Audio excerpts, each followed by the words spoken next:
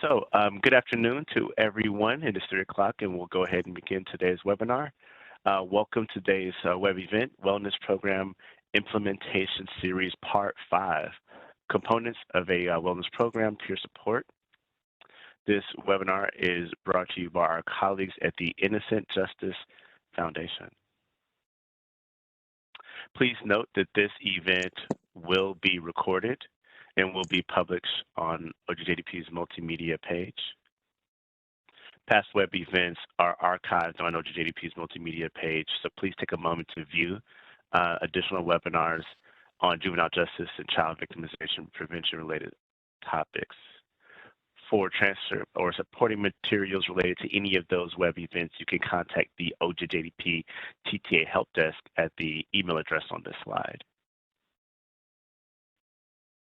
If you're having trouble downloading the event materials that I've provided in the file transfer pod here, you can simply view the chat for a Google Drive link. And that Google Drive will allow for you to download the material that is related to today's web event if you're unable to access it in the file transfer pod. If issues persist and you continue to have issues, you can contact the help desk or send a chat to us and we will help you to address any issues with downloading the event material. For optimal audio, we do ask for you to please dial out to the WebEx phone line. When you're connected to your phone, you'll see a phone headset icon that appears next to your name there, which will show or indicate that you are indeed connected to the audio.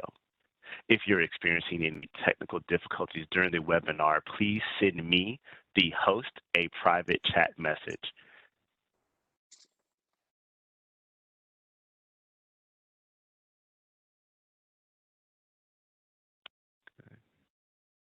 Oh, here we go. All right. So during today's web event, please note that we do encourage you all to please submit any questions that you have for our presenter. We are asking that when you type your question, please type your question in the chat.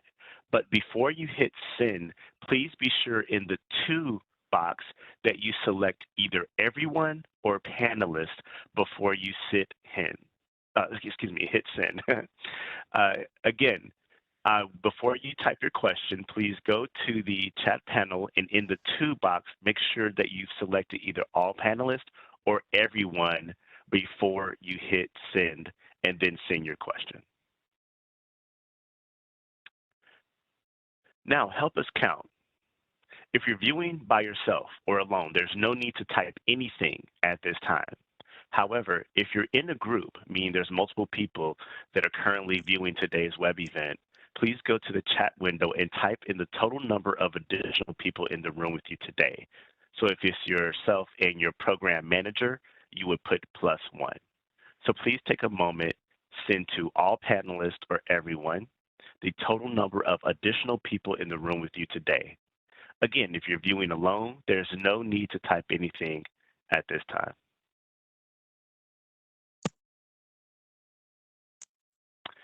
Please note that attendees will receive within 24 hours an automated email that will include your certificate of attendance. Please keep an eye on your email for your certificate. Here's a quick agenda.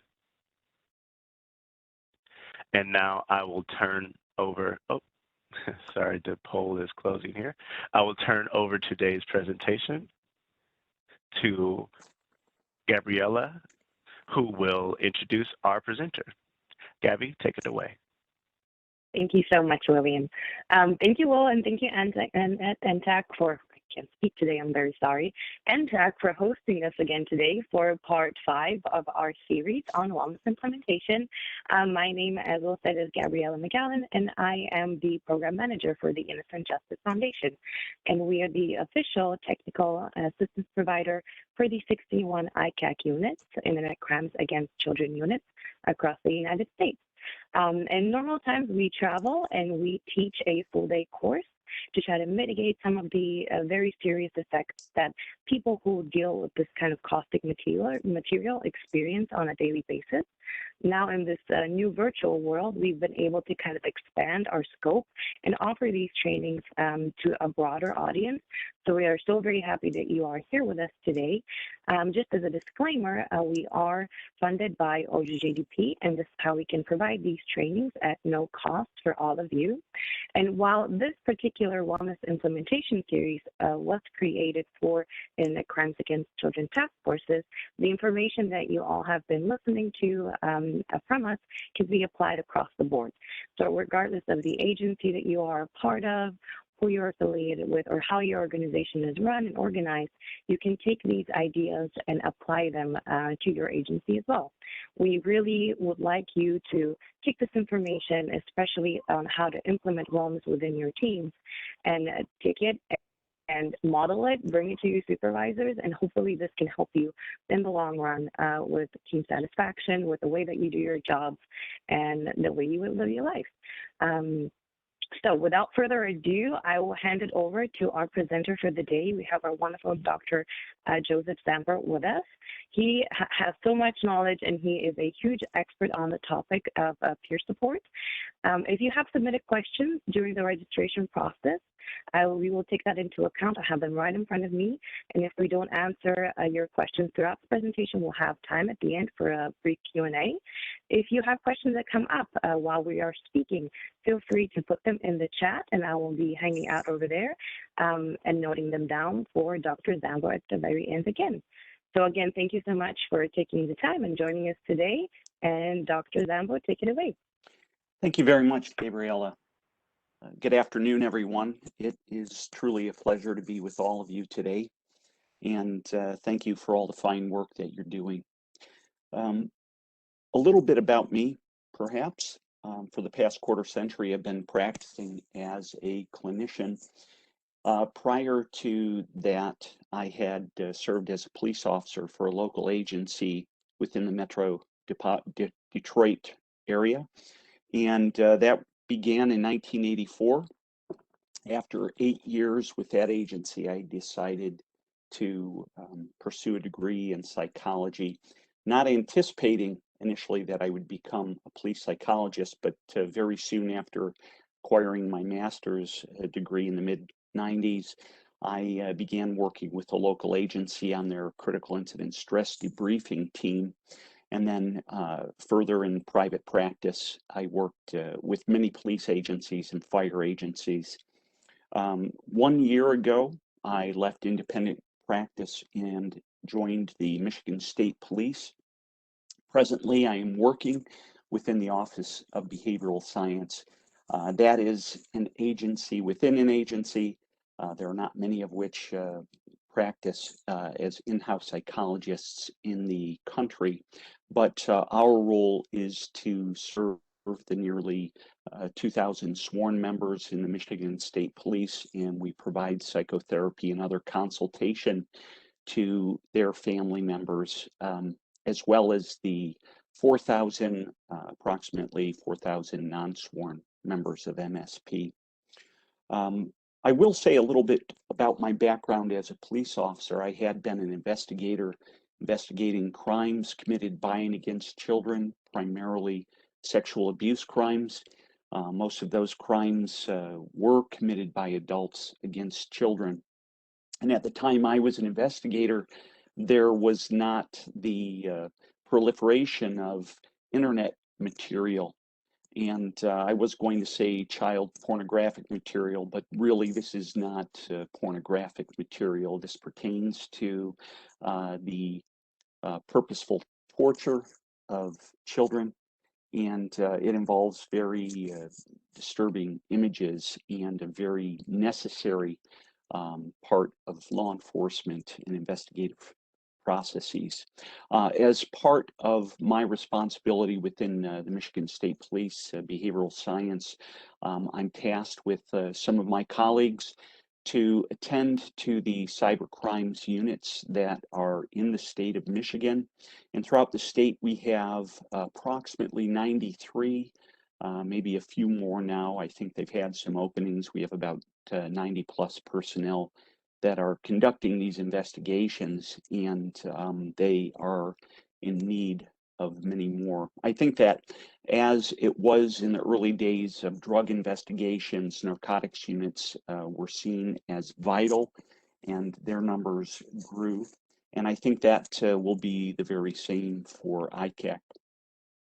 Although today, talking about peer support, there is a fundamental basis of peer support, and it doesn't just pertain to the investigation of child exploitation issues. So we will discuss that, but I think it will cover most of the concerns you have and what we do. It's very fitting to call this a wellness program, and the subject of that is peer support today. And it peers certainly involve a couple very critical dimensions. One is human relationships and one-on-one relationships involving people the opportunity to connect and work through issues that have affected them, as we are all affected by issues in life, and particularly when we're dealing with very stressful events. And the other significant factor is that this is peer support. This is something much different than having a professional, either psychiatrist, psychologist, social worker, counselor, other mental health practitioner or provider being involved. While peer support is not psychotherapy or professional mental health treatment, it's profound in what it can do, because peers are individuals who are embedded in the very work that their coworker, colleague is experiencing difficulty with. That in and of itself will provide a sense of security and trust with familiar, and it lends a great deal of support along the way for healing. So the objectives we have today are really to, let me pull this up, understand why wellness programs are vital to ICAC teams and to others involved in law enforcement, to identify how to assess ICAC team needs and explore options. There will be some details that I'll be offering, things that are going to be familiar to you. They'll resonate. I ask you to trust that, and it will help you assess what your team's needs are or your individual needs are. We'll discuss components of various types of programs and explore implementation challenges and learn how to assess ongoing satisfaction for the ICAC team. It's important to consider smashing the stigma. What comes up oftentimes, particularly I think for police officers or first responders, are that they don't want to talk with someone in the mental health field, or to talk with anyone and share with another person that they're experiencing some form of distress. Now, I'd mentioned just a couple minutes ago that early on I had become involved in critical incident stress management or debriefings, and those are formal interventions for anomalies that occur in the world of first responders. And if you consider here, maybe I should emphasize this and have said this before, but every one of you that are participating in this presentation, you have a history of successes that have led you to where you are today. And certainly your curiosity brings with it an interest in your own well-being and in the well-being of others. And being involved in law enforcement, what you know as first responders is you're attending to events that for the vast majority of people, civilians, they cannot process or tolerate that level of stimulation that occurs on day-to-day basis of the work you do. But even within the work of a first responder in law enforcement, you're attending to some events that are not quite typical. It's one thing to respond to a fatal accident, for example, that involves adults. And as traumatic as that is, What will amplify one's stress level is if it involves young children or teens. We are more accustomed as human beings to see, as terrible as it can be, an older person or an adult dying.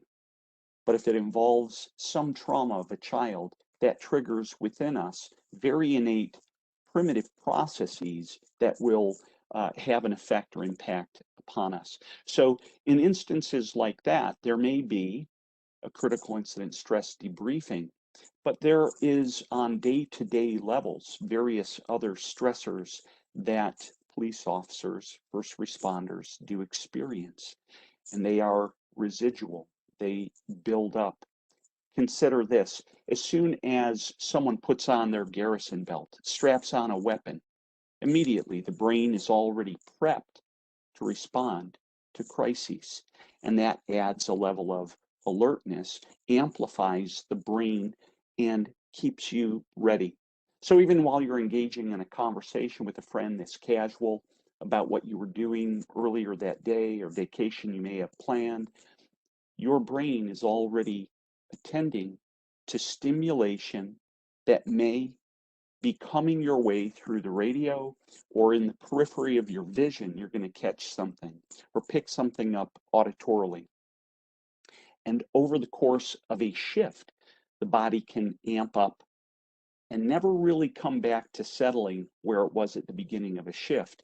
You might respond, for example, right out of roll call to an alarm run, whether it's a B&E or it's an armed robbery, and let's say that it's a false alarm. Well, your brain has already been jacked up, and then when it's settling down, it's not quite where it was beforehand. And then you're going to respond to another run that might involve something less toxic. It might be a neighbor who's concerned about their neighbor's sprinkler coming on their property or their car. And then you go to a domestic, and it's up and down all day. And this has a way of embedding itself in our brain. And so perhaps it would be important if just for a moment I was able to talk about why there is a stigma beyond just that discomfort people have, thinking that they're going to be judged negatively or someone's going to think that something is wrong with them. Indeed, something they might think is wrong with themselves. Emotional and mental well-being involves parts of our brain that have very real implications for our functioning, and it pertains to needs. And needs more readily perceived in life on an everyday basis are these: oxygen, water, food, clothing, shelter. We can see them, they're tangible. Although we can't see air, we can feel it as we breathe in. Comes into our body, our lungs expand. And yet, the emotional needs that human beings have are just as vital as all those other needs. Now, we may have the ability to put needs off for a time. We can hold our breath for a while, and we will need oxygen within 3 minutes to continue living. We'll need water within 3 days. We need food within 3 weeks. We certainly need clothing and shelter and emotional nurturing. Now, that is the one need that can be put off for so very long, but like any need, if it goes unmet, at some point, the demand is going to come screaming out. And that can come out in a variety of ways, either someone breaking down or crying or driving someone to seek solace in a bottle or some other drugs. When I was a police officer, there was not so available psychologists. There was no such thing as critical incident stress debriefing, and peer support often involved going to a bar at the end of the shift or hanging out in a park and drinking some beers and then talking things over. The problem with the alcohol is that it does have a tendency to muddle our ability to process our emotions. The brain has a natural predilection to heal itself, and particularly when we are involved with others, and social relationships. This is at the foundation of what it is to be a peer and to enhance wellness, to be involved in relationship with one another. It foments healing and growth in the brain. At one time, maybe 25 years ago, it was believed that if there was trauma to the brain, emotionally or physically, that there could not be healing or growth. But what has been found since then, that the brain has a profound ability to heal itself. So I've said that this is a need. We have a capacity to receive emotional needs, and it is through the social relationships that is met. Just as we have lung capacities that vary and differ, think of a child, an infant has a smaller lung capacity than an adult, but if the child is breathing well, the air is coming in the lungs and it is satisfied and it will function well. If an adult receives only as much air per breath as the infant did on a full lungful, the results would be ultimately catastrophic. And we understand that. It's so easy to understand. And once again, so it is with water and food, clothing and shelter. Emotionally, it is no different.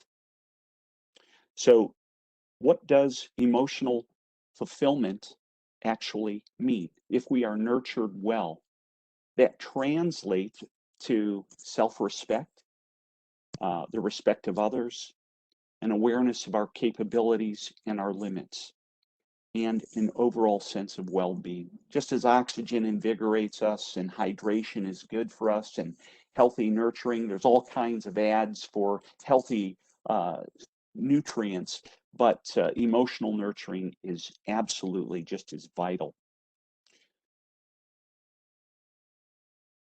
So when we're looking at the basics of peer support, what does this involve? Peer support provides the opportunity to gain emotional support during professional or personal crises, and sometimes those issues blend. Professional issues can affect how we're feeling or thinking, and our personal lives and vice versa. So peer support involves providing empathic support to those needing assistance following some level exposure to trauma or ongoing levels of distress that tend to build up in all of us. And empathic support conveys a level of understanding to another person of what they are going through. This is critical to peer support, critical to empathic support. And this level of understanding is not intellectually based, but it attends to the emotional center of the brain. And I emphasize that it is not intellectually based. Most of us, and I'll say males in particular, I'm male, I'm not disparaging guys, but males and many human beings tend to focus on understanding what the issues are and think of it as investigators, as first responders, as cops. You have to attend to the details of an event. You have to gather information and share it. And oftentimes you're processing information on an intellectual basis, and that will strengthen your abilities to be good investigators. You are trained observers. You've probably heard that term. And the training comes through experiential learning. And that means you're engaged in watching things, understanding and processing intellectually.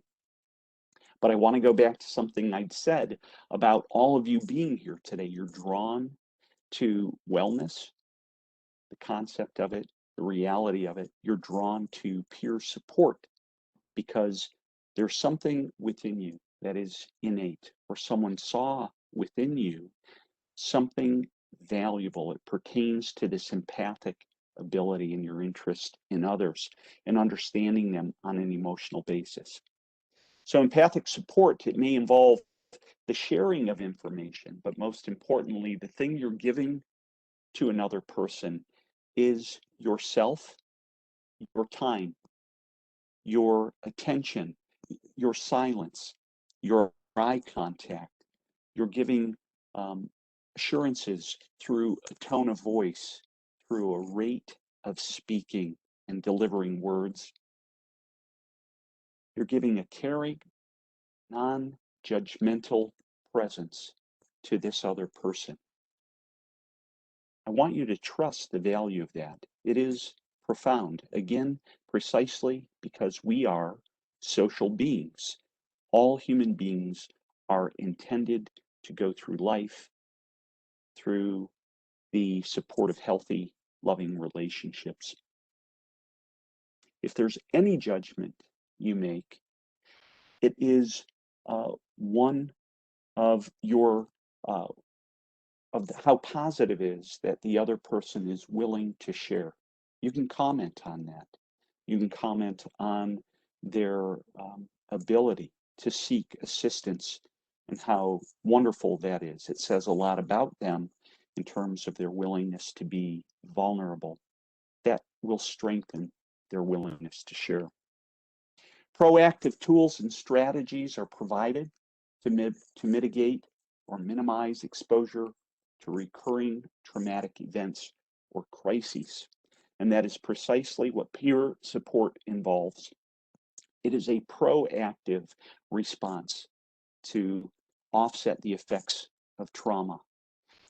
It precedes critical incident stress debriefing. It may follow it or be in conjunction with it. It precedes or may be in conjunction with professional therapeutic interventions or medical interventions. But it is good and valuable and occurs precisely because you're there on the front line in the same profession as your coworkers and colleagues.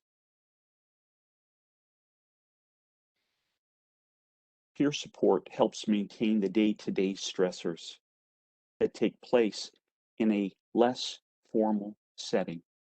And it is available to someone right now. Peer support personnel are available on a 24/7 basis. Now, when I say that, it doesn't mean you yourself would have to be available 24 hours a day, 7 days a week. Depending upon the structure of a peer support team within your agency, this would have to be taken into account. Who would be available? Obviously, law enforcement needs are a 24/7 operation. So there would be individuals working other shifts who likely would be part of a peer support team. And those who are available will take the call. Some peer support members may say, I'll be available even if I'm home or off duty. But that's something to discuss after a peer support team is established.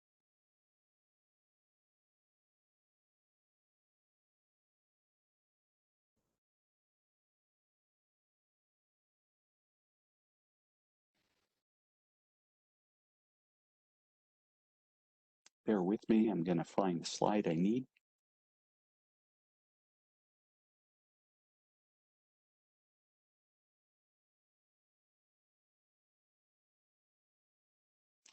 Peer support persons, they're sworn or civilian individuals who receive specialized training to provide wellness support. All people possess, to a greater or lesser extent, empathic abilities. So if you were nominated to become a peer support person, a member of the team, but you're thinking, as one trooper had told me recently, I don't think I'm really empathetic. I don't think he realized the depth of his empathy.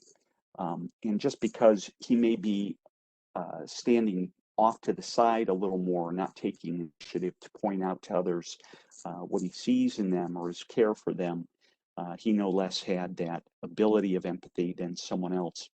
But the capabilities or the levels of empathy is based upon one's personality style, which we're all born with. It's our temperament. Some people may have a more self-centered style of personality. Someone may have a more other-centered personality style. And one is not right or wrong, better or worse. It's just a human factor. And There may be a greater tendency, again, to reach out to others if you're more other-centered, but being involved in peer support involves learning basic principles of how to engage another person. Again, your time, your presence, your silence, your eye contact, your willingness to listen to what someone has to say. That, in and of itself, is profound.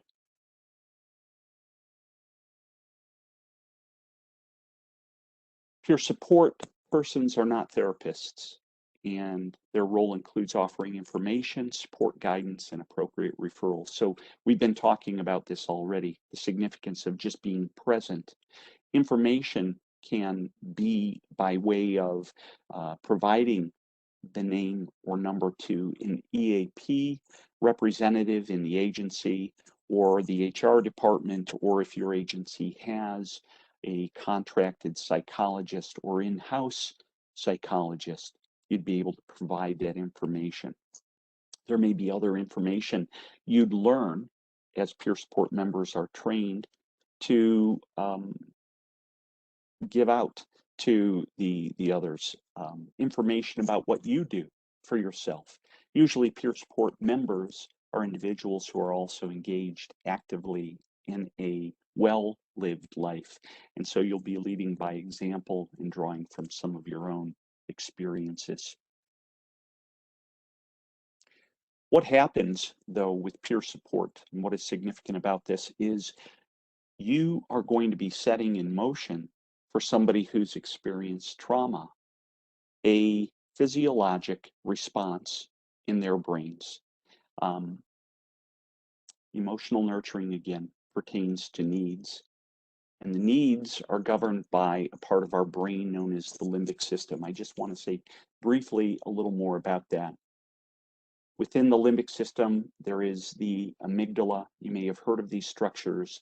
The amygdala is responsible for the flight-fight mechanism. It attenuates the stimulation that we're bringing in. Our vision, our hearing, our taste, and our touch. Everything those senses afford us, before we derive the benefit of those senses, the stimulation entering the brain passes the amygdala, and the amygdala is screening for threat. And it is profound. So while you're looking at the computer, you can see my image, you can hear my voice. The light from the computer and in the room allows you to see. The stimulation enters the eye, follows the optic nerve, and the image is formed in the back of the brain. If you cannot see, then the sense of hearing, perhaps, it develops in a more profound sense. And before you're understanding the words that are being spoken, the sound follows the auditory canal, passes the amygdala, and enters a part of the brain that allows you to understand, to decipher what you're hearing. But again, the significance of the emotional part of the brain is for survival. And it's that profound that before anything our senses afford us, it is being screened for threat. So the flight-fight mechanism you've probably heard of, that gets triggered when there is stress. I mean, think of the times you may be in the office and you get a message from your boss that says, hey, I want to meet, come into my office. Bing, you hear that, and that might in and of itself trigger some level of stress. And that's a good thing. It means you're alive. But again, stressors that build have a negative effect on the brain, because whereas adrenaline and cortisol get emitted in higher frequencies in our brains when we are experiencing traumatic events that are punctuated, an event that punctuates our day, or the gradual buildup of ongoing stressors. What happens is those chemicals in the body have a profound effect on limiting, they certainly can limit, the ebb and flow of other chemicals our bodies produce, such as serotonin, for example. That's a chemical that helps us feel well. And when there is persistent levels of stress, that neurotransmitter substance diminishes. It doesn't transmit from nerve cell to nerve cell. So it's a very physical process, this emotional well-being. What happens is we start feeling anxious, irritable, depressed, fatigued. Our sleep may be disturbed. We may have difficulty concentrating or attending to the activities that bring us joy or our loved ones. That is what emotions are all about. And again, it is so physical. Think of the commercial for the Snickers bar. You may be familiar with that. You're not yourself, man, when you're hungry. And everybody laughs. They're great commercials. I'm thinking of the one with Betty White, and they're playing football. What happens when we get hungry is our glucose levels decrease in the brain, and we can start feeling irritable, or the term hangry. We're so hungry and we're irritable, and we don't call food medication, but we eat it. Our glucose levels rise in the brain, and we feel better. 10 minutes later, we're like, hey, man, I'm so sorry. I was nagging. I was starving, or I felt just hungry. And then we regulate the glucose levels. Here's what peer support does relative to wellness and emotional well-being. It is through this empathic process. When you're attending to one who is feeling stressful, right there, you're saying, here I am. You do not have to bear this alone. That sets in motion in the brain a process to facilitate healing and increase well-being. Eye contact with someone, when you have an expression of calm and care, tone of voice that is easy and calm. What that does is trigger in the brain the release of endorphins. You've heard of endorphins, runner's high. You listen to some really beautiful music, and it's going to stimulate the brain in whatever way. You go to a spin class, you listen to music, you're exercising. And consider this. This is how profound endorphins are. Infants that have eye contact with their caregiver, this is pre-verbal. They're looking into their caregiver's eyes, and what that does is trip the release of endorphins in an infant's brain, and it has profound implications for that infant feeling soothed, feeling attached, feeling secure. Endorphins will actually strengthen, enhance immune functioning in our bodies. Furthermore, dopamine is tripped and released in the brain, and that is a profound chemical, helps us feel really well. You may know this, the effects of cocaine, for example, on the brain are designed to open the floodgates on a nerve cell. The molecular structure of cocaine opens the floodgates on a nerve cell, and dopamine will rush from one nerve cell to another. Now, dopamine is created in our bodies. Cocaine just facilitates a massive release of it, and you'll feel amazing. Social media platforms are designed to boost dopamine levels in the brain. The example is on Facebook, hey, give us a like, a thumbs up. When people see that they are liked, it will trigger that release. And some people can also get hooked on things like that, just as with other substances, or even things like gambling, shopping, other addictions are designed. They are behaviors that facilitate the release of these chemicals so that we feel well. But in terms of human relationships and peer support, here again is the significance. Eye contact and empathic response sets in motion for this person healing properties within one's body. All human beings, to a greater or lesser extent, have these capabilities to benefit, and using our own resources, we will heal. We'll feel well, but it's facilitated through that very personable interaction with a peer, someone who is right there on the front line and understanding. So it will diminish stress hormones and it will foment or propagate healthy functioning of our bodies.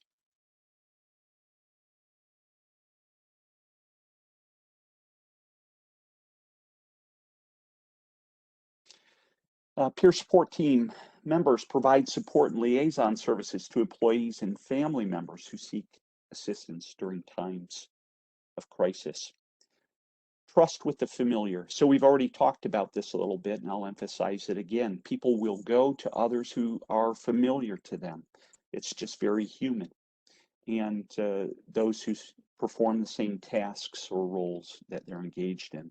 And this allows defenses to be lowered and a sense of trust to grow. Again, facilitating the release of those chemicals. In infancy, when the endorphins are being released, serotonin levels are up appropriately and dopamine. What that translates to, this is the nurturing. Trust, again, in oneself. Trust in the ability to engage life and the responsibility one is attending to. Trust in oneself to continue engaging in the profession that you've sought out and want to experience in a very satisfying, capable way.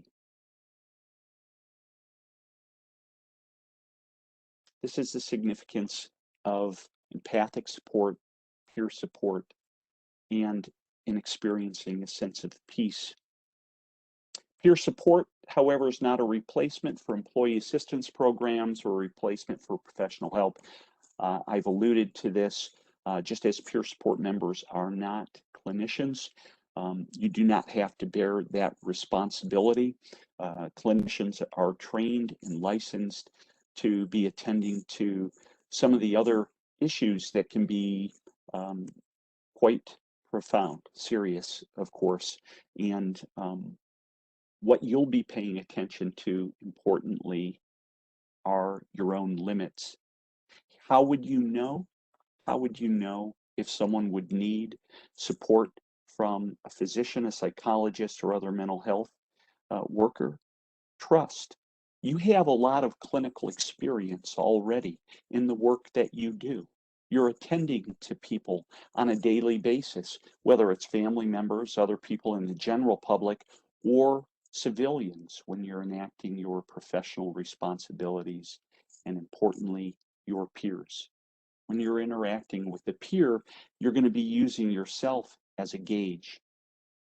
This is what clinicians do as well in providing psychotherapy. They're paying attention to not just what is being presented to them from this person, the particulars based on development and physiology or circumstances in this one's life, how they think or how they believe or how they feel and behave. The clinician is paying attention to how the information is striking them. That is important. It's a clue to you that says, well, wait a minute, I might be in over my head. And that's because the individual is really amped up. They're so distressed. You're going to provide comfort and assurance to them. That's excellent. But as you see a heightened level of distress, that tells you, okay, there might be something more they need. And this is where you'd provide information about an EAP, perhaps, or a psychologist or other provider with whom your agency contracts or interacts. You'll be paying attention to how you're stimulated as well. Because as you know, there's a lot of overlap in the work that law enforcement officers do. You're doing some of the same work. It might not be the same case or the same situation, but you may have had one similar to that. So you're going to pay attention to where you are and how you feel about a particular situation or information that's being presented to you.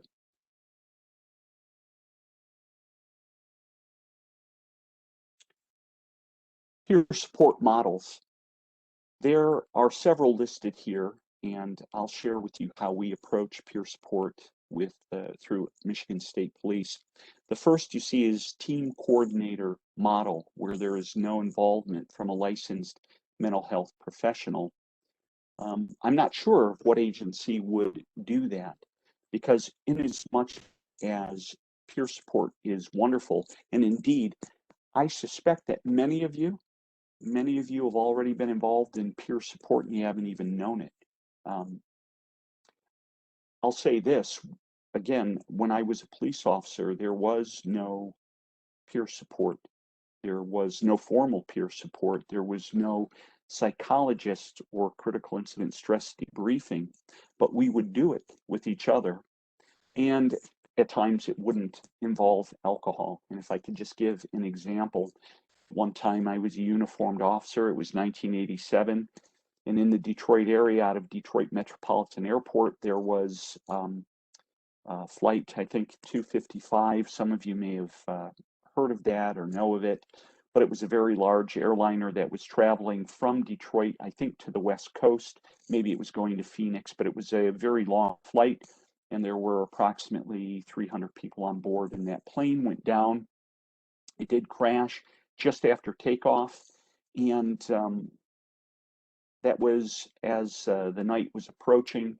I was sent out to the scene just as the sun was coming up, and when I got there, I happened to be in the center of where the plane had gone down, and was tasked with making a sweep through the area to determine if, as the sun was coming up, could we see, was anybody missed, is there anybody alive?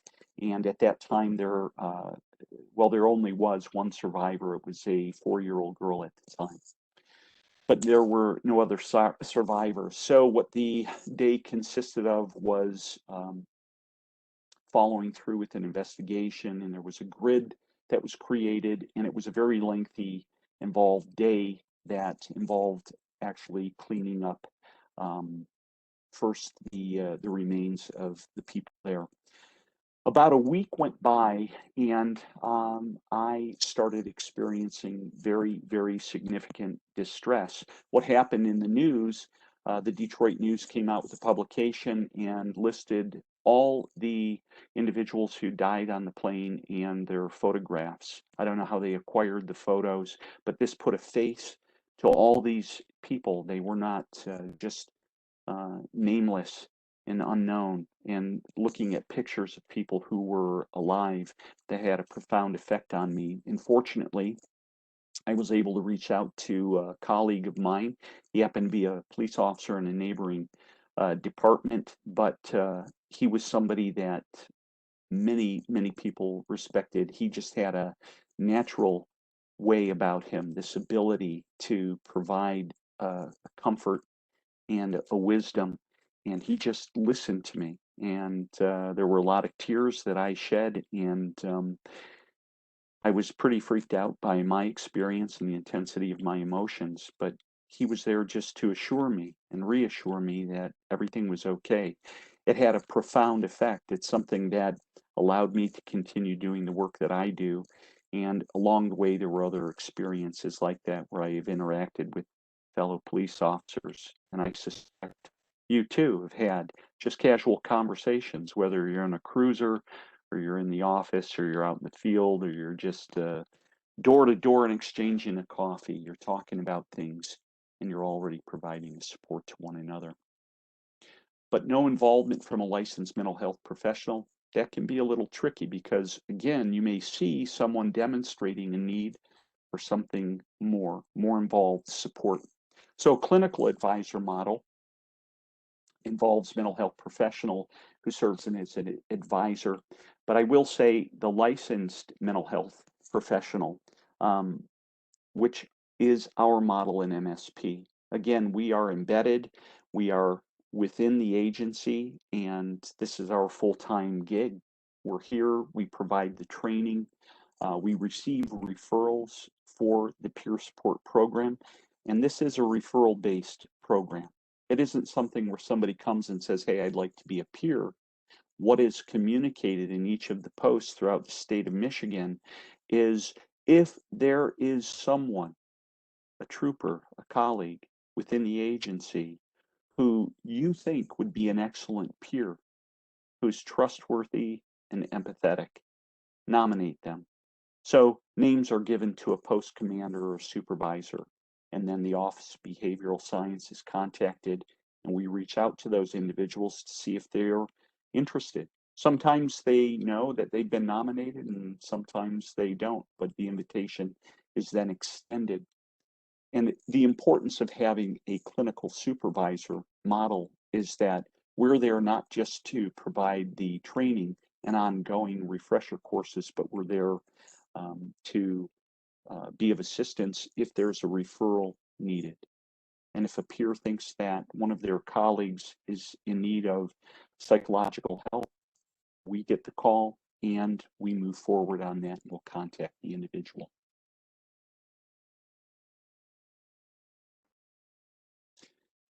This is what peer support team members do: promote trust, preserve confidentiality, recognizing law enforcement culture, and providing emotional support. And the key words are trust, confidentiality, culture, and emotional support.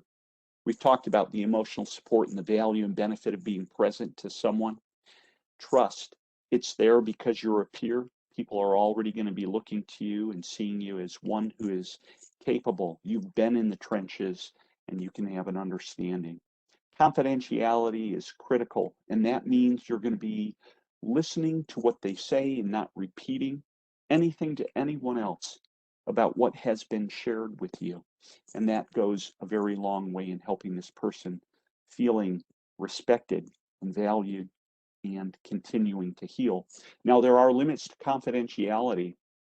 And I will say, of course, just as clinicians, you must consider if somebody is communicating harm to self or harm to others. And then there is no longer confidentiality. There are laws involved in that, just as there are with the clinicians.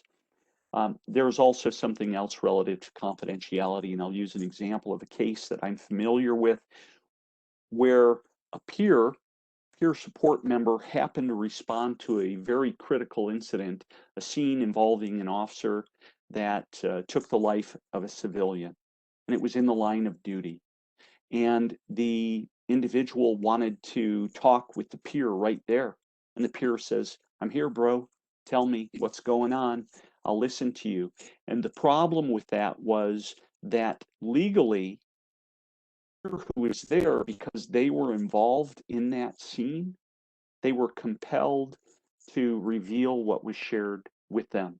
So in terms of structuring peer support and maintaining confidentiality, you'd want to have a peer who is outside, maybe in a different district or a different location, not involved with that scene whatsoever, and that's who would maintain the confidentiality, and that can be preserved.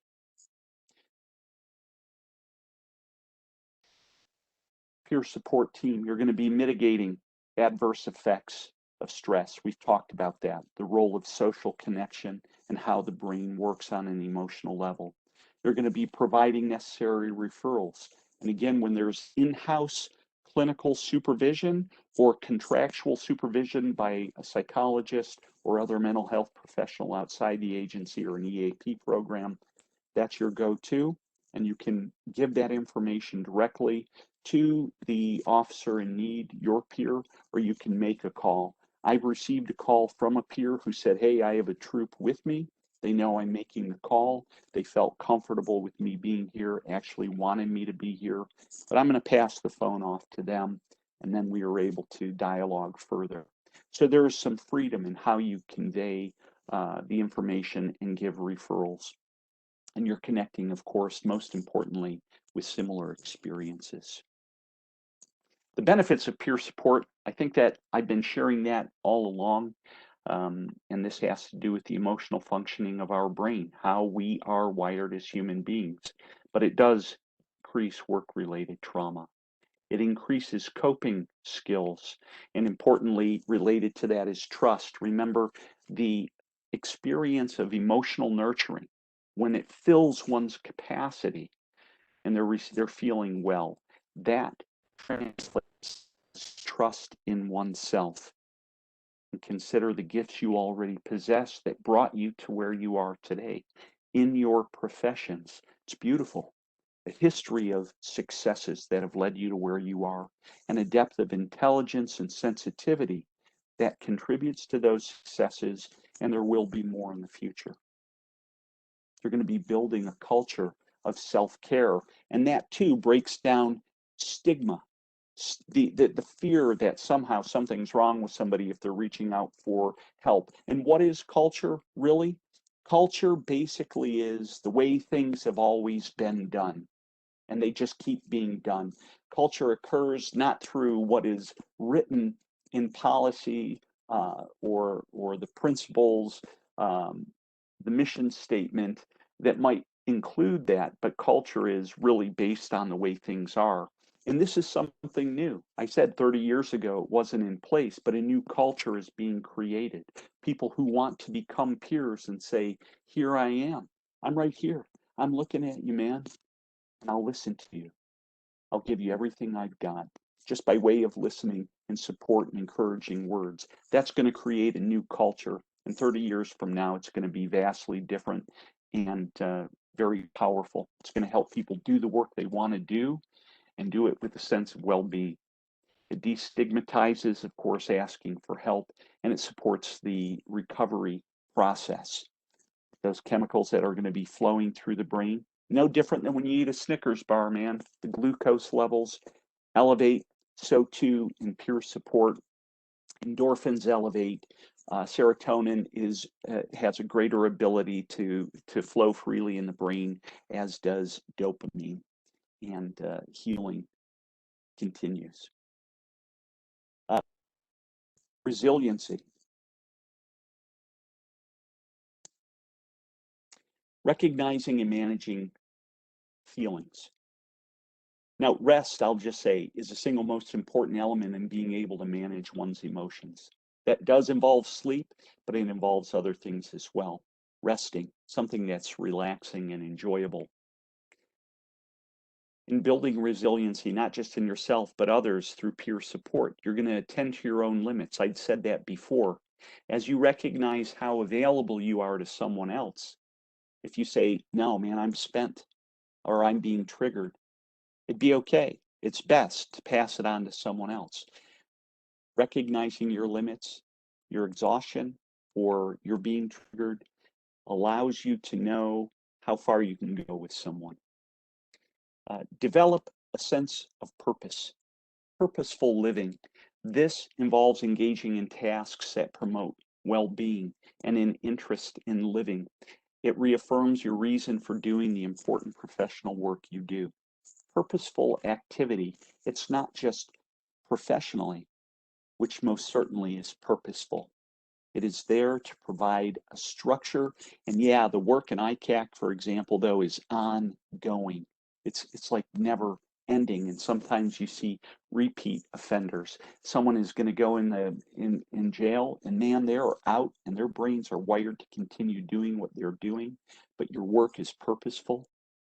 And doing purposeful behavior allows one to feel well, but it is also engaging in other things that are creative, whether it be gardening, poetry, music, coloring. I once asked a police officer to pick up an adult coloring book, and he thought I was talking about porn. And I'm like, no, man, they're complex coloring books you can get that are really interesting and wonderful, and it's purposeful. You're something, these complex designs, and it facilitates the creative part of the brain. It activates it, which also contributes to healing. Maintain networks of trust. Risking being vulnerable to others, sharing with others what's important to you, and listening to others what is important to them. Vulnerability, a willingness to share something that is personal.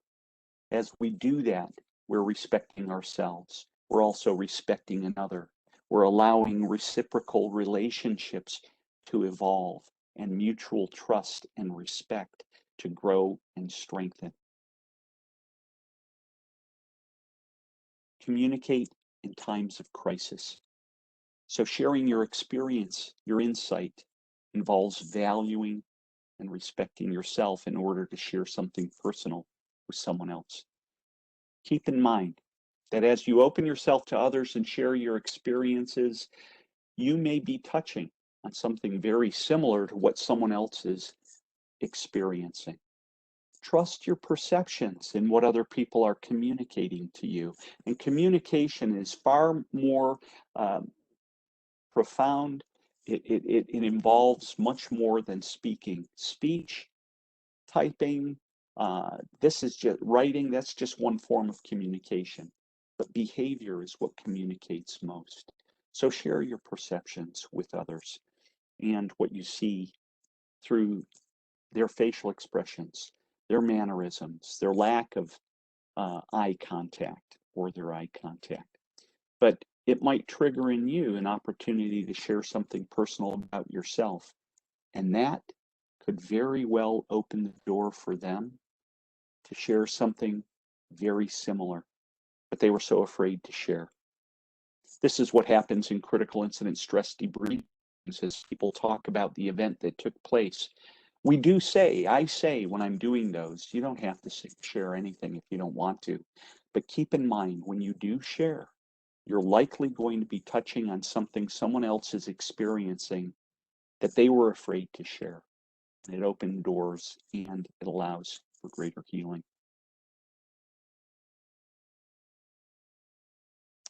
What you're going to do with individuals through your presence, again, is encourage self-expression, mutual respect. Again, you're respecting yourself as you engage in this kind of work, and you're respecting them. When we respect ourselves, we're actually also respecting someone else. Listen to understand. Again, this is what empathy is about, and it seems it counters what police officers actually do. Police officers will listen to fix things. And again, I know I said something about males. Males have a tendency to focus on the goals and objectives of something, and we just want to get to it. That's the way our brains are physically structured, and it's different than the physical anatomy of a female brain, and particularly when emotions elevate. For all people, but mostly guys, reasoning goes out the window. So all the more males want to fix something. I worked with a couple once, and well, this often happens. If I'm working with a husband and wife, the brain physiology is different. And a woman will start explaining something, and the husband just says, "Hey, get to the point." And I say, "Bro, she's getting there. She's going this way because she can." See, the nerve bundle in a female's brain that connects the right and the left hemisphere is generally wider. Females to process better simultaneously emotions and logic. And females have a physical structure in their brains that males do not possess, and it allows them to use more words. So on average, an adult female will use 7,000 words a day to an adult male's 2,000 words a day. But I was saying, again, listening to fix things, this is what cops often do. But what you're going to be doing in terms of conveying support and empathy, it's listening to understand on a deeper level, not just the content or the context, but the emotional experience of what this person had. You allow the person to lead the conversation. And this will go, as you become peers, if this is something you do, the training goes more in depth with that. There is a period of hours that you'd learn to build upon those skills you already possess. You're already investigators. You're already looking and picking up on behavioral cues of people, and you're asking questions to understand. So it's important to ask open-ended questions if you're asking anything. Not yes or no questions, but something that would allow someone to talk about what the experience was like for them. You may say precisely that. Tell me what it was like for you. Help me understand. Say more about that. That seems important to you. Those are words that are super encouraging and create an openness and allow people to lead conversation.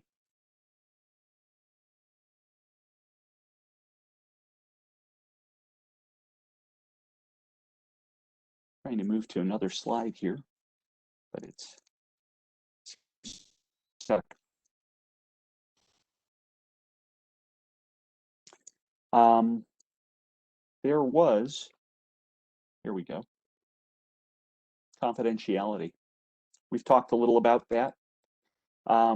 Disclosure of reporting duties. So if it's if a crime has been committed, you're going to be obligated to report that. If somebody's going to harm themselves or you think they are, or someone else, you're going to be reporting that. Legal privilege does not exist. I gave an example of a trooper who was involved in an incident, spoke with a peer who happened to also be involved in that incident, and there was not the ability to maintain that confidence. Privacy, absolutely. Privacy is capable, you're capable of creating that. That involves creating a space in which you're going to be able to interact with this other person, free of distractions, free of anybody listening, and you're going to keep to yourself what they share with you. That will structure mutual trust and it strengthens it and will give you points for that person or others to come to you in the future.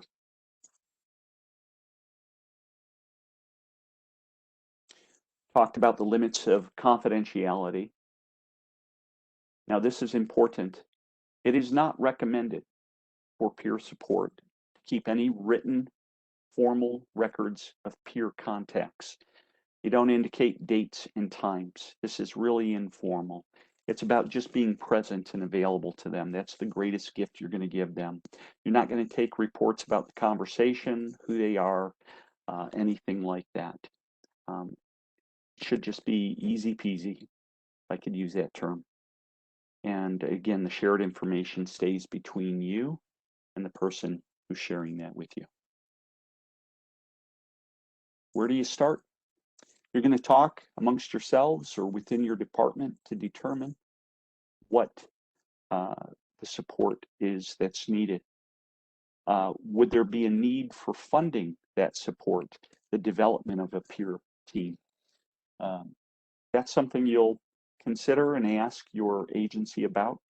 What is the team's needs? Now, we've talked about ICAC. Some of you, maybe all of you, are involved in the investigation of child exploitation material. But again, peer support is much broader than that. For example, in MSP, there is a particular peer support team within the cyber crimes units. The command staff have their own peer support, as well as the troopers. They have their own peer support team, and each of them have their own functions and responsibilities.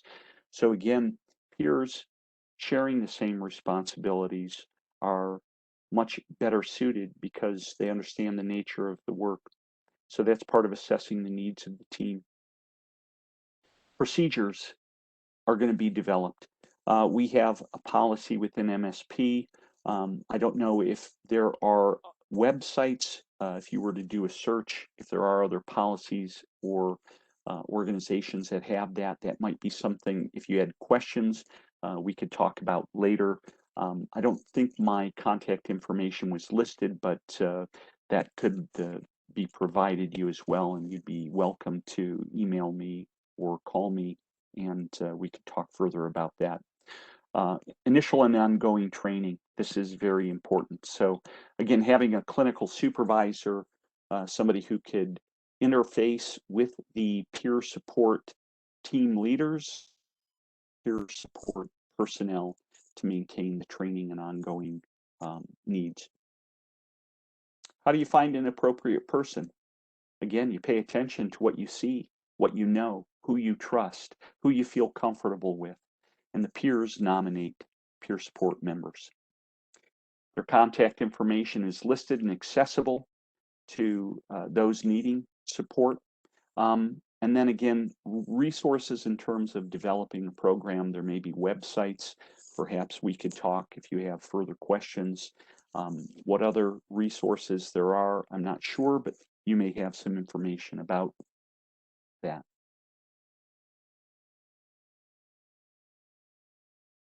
Setbacks will happen, as any endeavor that is purposeful, as any endeavor that means to promote what is good You can have a plan of action, you have a goal, and you have objectives. But in life, this is true. There are going to be ups and downs. Here's a very basic example. I touched on it earlier. If a peer is interacting with someone, a member that needs support, the peer may be triggered. It might bring to mind something that very similar that they've experienced and hadn't really fully worked through yet. That's part of a setback. That's okay. There might be time constraints. There might be funding. There might be limited access to professional mental health providers. But again, the most important aspect of peer support is to simply offer yourself to be available to listen. There does not have to be any formal session, nothing that's going to be didactic or educational in nature. It is you presenting yourself to someone in need, just to be a listening ear. That is most significant. And that goes along with this last slide, remembering that maybe you are the lighthouse in someone's storm. When emotions are elevated, mostly distressful emotions, and again, the nature of the work of first responders are such that you're going to be facing stressful situations. The vast majority of people are going to be running from them, and you're running toward them. So your presence to your colleagues, your peers, makes it possible for them to continue doing the work they do with pride and with joy. And God bless you for those efforts. Thank you for your willingness to be here today. Thank you for your time, and I will be open to any questions you might have now.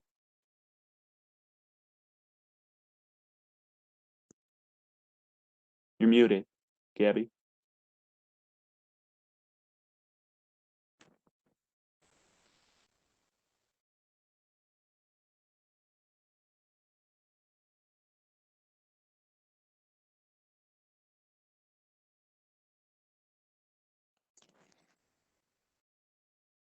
Hmm. Hey, hi. Can you guys I hear don't me know. okay? No, hold on. I Hmm. can't. There you go. Can you hear me now? I can. Yes, thank you. Yay! Sorry. I actually had to get myself on the platform one more time, but WebEx likes to do that to me. So thank you again so much for your time, Dr. Zambo. That was absolutely incredible. You have so much information, and I love that everyone was able to hear you speak.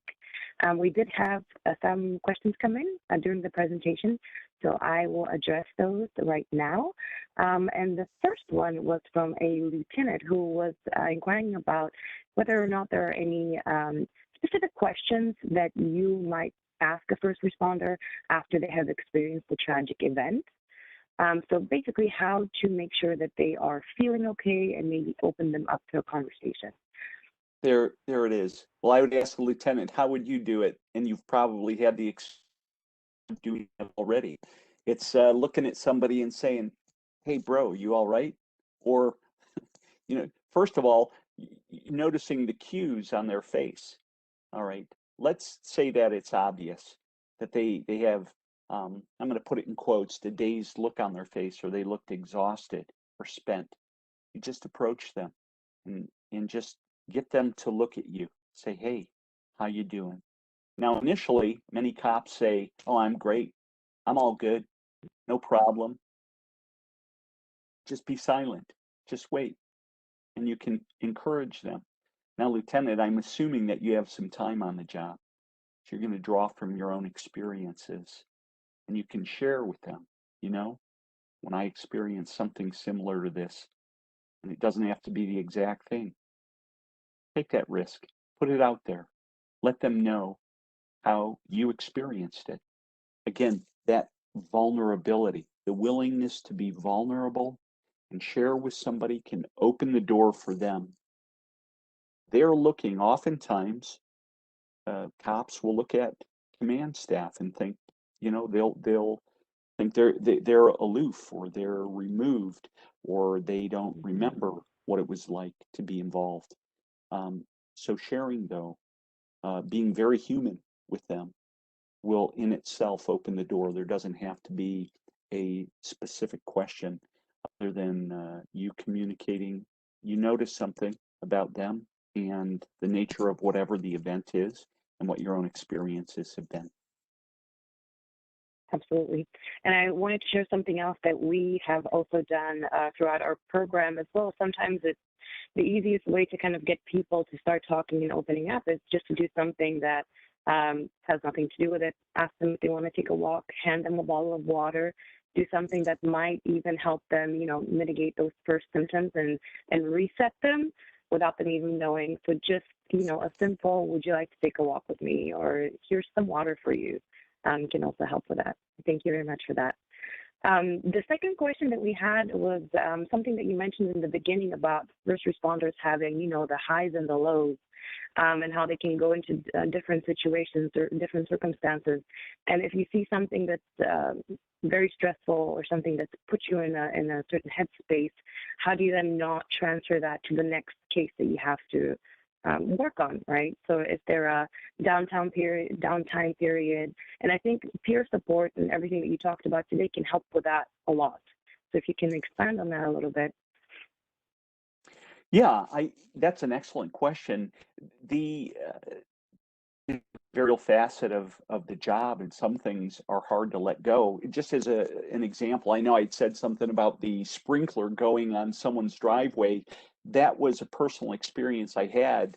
I was working afternoons. It was a summer. My partner and I, we worked a two-man vehicle, and we responded to a very violent domestic issue. And it required quite a bit of effort to get that situation under control. And immediately after that, we had this other call that just seemed so bizarre. Someone was upset. And as we responded, we were late getting to that call because of what we were just dealing with and the time that it took. And this person was in my face and yelling, where the hell was I and why couldn't I get here? And they've had to deal with their neighbor, et cetera, et cetera. And, I just had to take a deep breath. And in the moment, sometimes we have to override. As you know, the nature of the job requires overriding certain emotions, but it's afterward. If you're able to reach out, or, certainly sometimes I'd pass off to my partner, tag, you're in, I'm going to lose it with this individual. And my partner and I had a relationship where he was able to intervene and handle that. But when you start practicing engaging in dialogue with others, peer support, it does mitigate stress, and it actually helps put things into perspective. And I just ask you to trust this. It sets in motion processes in the brain, physical processes that will amplify a greater ability to cope with those very situations that I just described. Yeah, thank you so much. Another one that I have is, do we think that a multidisciplinary peer support group could be effective? So, for example, law enforcement, child protective services, child advocacy centers, who work cases together but have different roles. Well, that is a good question. The idea of peer support is that you have your peers. They are individuals within your own agency. So, law enforcement, an agency may have their own peers. Child protective services, they would have their own, and so on. Mm-hmm. And then we have a last one that we addressed confidentiality. We had a couple of slides on that, and you did address a lot of the issues there. But just to kind of maybe conclude with this point, how would you go about maintaining this confidentiality within a group like this that's not legally obligated to be confidential? And also, what happens if that confidentiality is broken? How would you address that? Yeah, that's an excellent question, and that's part of the policy we have also in the state police.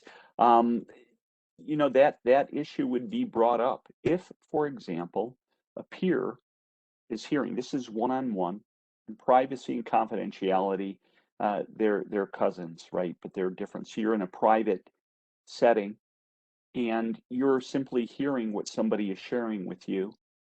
And you already know that the very design of peer support is that you're not going to be sharing what somebody says to you. Let me just contrast that with if you're having a conversation with a friend or family member and you want to share something personal, a very appropriate thing to do before you share with them is to say, if you want it to be kept in confidence, I'd like to share something personal with you.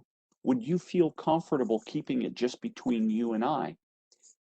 And then they have a choice to say yes or no. And then you would choose, if they said no, to not share with them or go ahead and share anyway.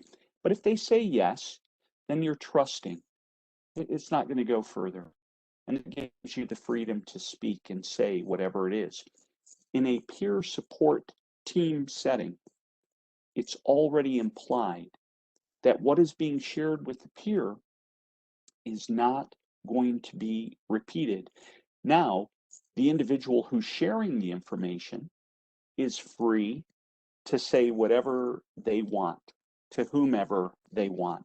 They've shared with a peer, they can share with other colleagues, with family members, and that can be very helpful to them. They may also share, the person who went to the peer, they might share their information, the information they received, like they said to a spouse or a friend, hey, my peer support person gave me the name of an EAP person or a psychologist, and I think I'm going to call them. So they can share that information. But again, peer needs to just keep it to themselves. If there is a breach, and there was an instance that occurred in the state where a peer happened to share with someone else what the other person shared with them, shared with a non-peer support person what had been shared with them. That is a breach of confidentiality, and there was some intervention. Now, what so happened, this individual who was a peer was removed from the team, was no longer a peer. It was very sensitive and personal information about how the trooper was experiencing something. And so word got back to the trooper that what he had shared, rumors often spread. I mean, police agencies can be a patent place and the rumor mill goes. So word did get back around. And so there are significant that are in place relative to confidentiality. And it's so good you brought this question up because when I said a peer might be triggered or overwhelmed by some of the information that they're hearing, they have the freedom to go to the clinical supervisor. So as a psychologist who's involved with MSP and who is directly involved with the peer support program, I am there to help them process what they heard. I didn't talk about vicarious trauma. You may have heard that term. And vicarious trauma, this is something that occurs with ICAC, cyber crimes investigations, viewing repeatedly the abuse that human beings have been subjected to, that these vulnerable human beings, children, who haven't chosen to be a part of this, they're subjected to that, they're traumatized. Viewing that, then you could experience vicarious trauma. And then in going to a peer to process that, this is excellent, it's wonderful, but it needs to be maintained in confidence. If the peer again is feeling overwhelmed, it's important they have a clinical supervisor to go to process what they're experiencing, and that maintains confidentiality. But if a breach of confidentiality occurs, then there likely is going to be some consequences. Peers know that going in, and there is a vetting process, and the training covers a matter of days. So it's quite involved, and confidentiality is sacred. Great. And that's actually a great conclusion as well. We had an attendee share with us, Cheryl. She shared that in their practice for their members, they do debrief with a clinical advisor after the calls that they get to check in, make sure everything's okay, and that the peer is doing well as well. That's precisely what you just said. That's Great. what we do. Well, that was absolutely wonderful. Thank you so much for answering all these questions. Thank you to our audience for sticking with us. If anyone has any additional questions that they didn't get in or didn't feel comfortable getting in, I have posted both mine and Dr. Zambo's email addresses to the chat, so feel free to reach out to us and we will be back in touch with you soon. And now, without further ado, I will hand it back over to William and NTAC. Thank you for hosting us, and I hope to see everyone back for part 6 of our series, which will be the conclusion to the wellness implementation part. Great. Thank you, Gabriella. Thank you, Gabby. Thank you. And thank you to our audience again. Before I let you all go, just last minute reminders here. Please note that, again, as mentioned in the beginning, you will receive your certificate of attendance within 24 hours. Please keep an eye out for your email, for your certificate. Also note that if you would like to get in contact with NTAC, this is our contact information where we can be contacted on this website and also here on this sign up where you can find out more information about the NTAC web events that we have. Sign up for our listserv and check us out on Facebook. If you would like to get in contact with OJJDP's NTTA Help Desk, learn more about the Juve Just, or even learn more about upcoming events, please be sure to visit each of these websites where you can learn about all of those items effectively. Do you have a training or technical assistance need? Well, if so, we invite you all to please log into the TTA 360 system platform. You can access the platform at the link located on this slide. As a reminder, past web events are archived on OJJDP's multimedia page and OJJDP's YouTube page. You can take a moment to find those events, and if you would like any supporting materials related to any of those events, you can contact the OJJDP TTA Help Desk. And as Gabby mentioned, we do have one final webinar in this webinar series, Part 6, Components of a Wellness Program Assessment. Please be sure to register for that webinar if you haven't already. The registration link is live in the handout that you will receive. Just as a reminder to everyone, please note that the Google Drive where you can access the handout is located in the chat and was posted by my co-host. You can simply just copy and paste that into a web browser and it will bring up the PDF that you could download and have access to these links there. And finally, be sure to connect with OJJDP at any of these virtual platforms. We have one final poll question for our audience for those remaining before you all leave. And we basically want to know, how do you plan on applying the information that you've learned today? Please note that this poll question is multiple select, so you may select from multiple options here. So please feel free to select from the multiple options that we have here. And we simply want to know, how do you plan to apply this knowledge? That being said, I will go ahead and conclude today's web event. I'll leave that poll question up for individuals to access.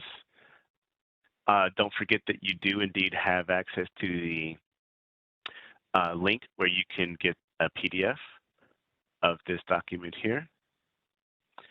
And that being said, I will say goodbye to everyone and thank you for joining today's web event. Have a wonderful afternoon.